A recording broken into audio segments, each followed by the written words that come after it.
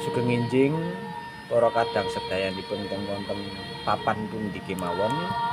Wonten ing ngriki kula badhe berbagi trik supados wayang menika sekeca dipun agem utawi kangge ndalang menika janjenipun wonten beberapa trik supados gapitan wayang menika sekeca dipun agem kangge ndalang.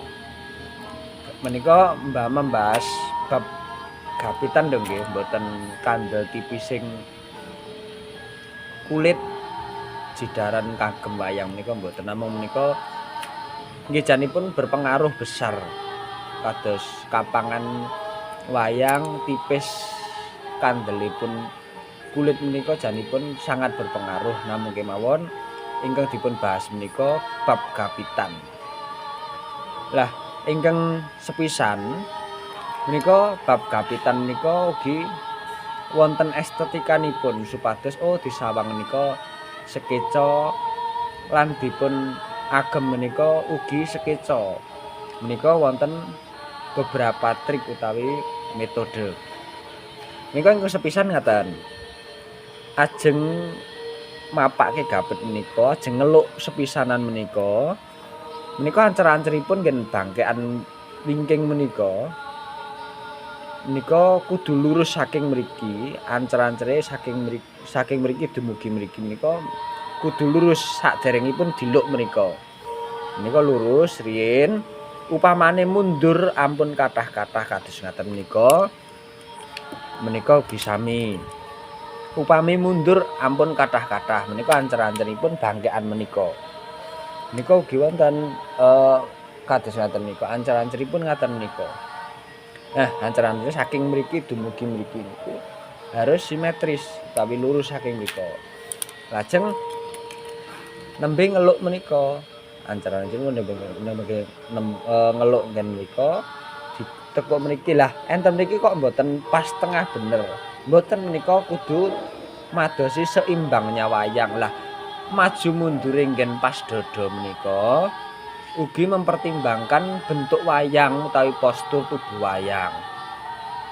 Menawi wayangipun radi luruh, mestinipun niki malah radi mundur. Merga postur tubuhe maju, golek keseimbangane wayang. Menika, tapi menawi wayangipun ndangak menika nggen dada menika ndangak saged kemawon meh dugi tengah tapi mboten tengah pener. Menika nggih sami radi nengah ning mboten nengah banget, menika tetep radi wingking. Nggen pas ngeluke mriki niku.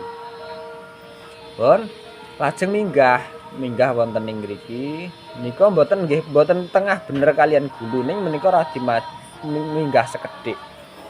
Tapi mojok minggah. Ngaten menika. Mboten tengah bener. Ngaten menika. Lah wonten pitakon menika, Mas ngapa kok sampe nak ngeluk kok kudu mbok liwatke sumping. Lah menika hubunganipun kalih estetika, Mas. Menika napa kok kula mesti liwatke sumping niku supados kan mirsani wayang niku mboten namung saking ngajeng kelir ta, Mas. Menika kadang kala cok kala mangsa piyayi menika seneng mirsani wayang saking wingking kelir. Lah pamrihipun upami mboten saged nggapit bule.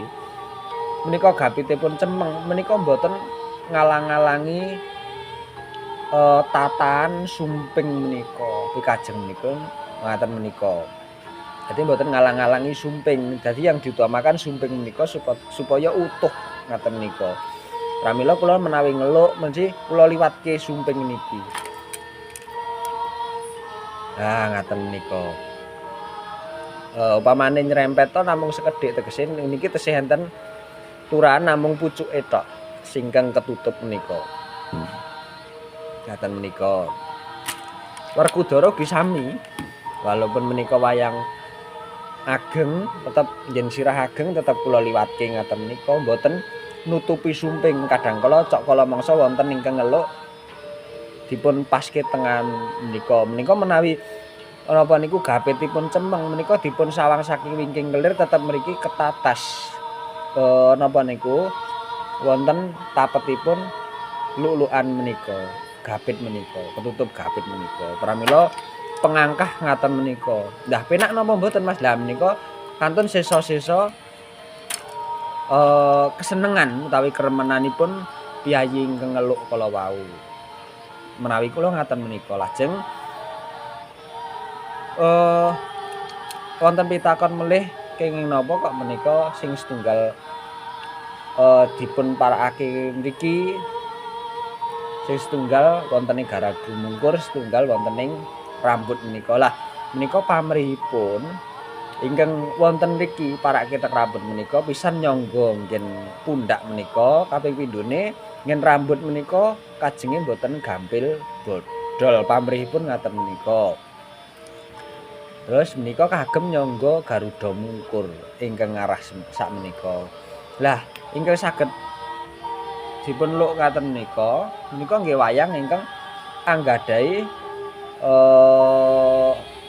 rambut ingkang kados ngaten menika contonipun kados Abimanyu, Bratasena, Kakrasana, Narayana lan sak panunggalanipun ingkang gadhah ngaten menika, rambut ngaten menika.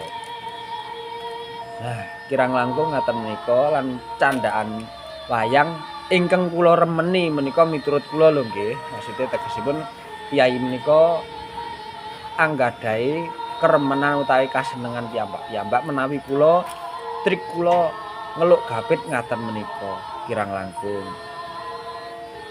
Mbok menawi cekap semanten ingkang saged kula udhokaken kagem dunia pewayangan mbok menawi wonten kirangipun nyuwun pangapunten sugeng enjing salam sejahtera kagem kula panjenengan sedaya. Nuwun.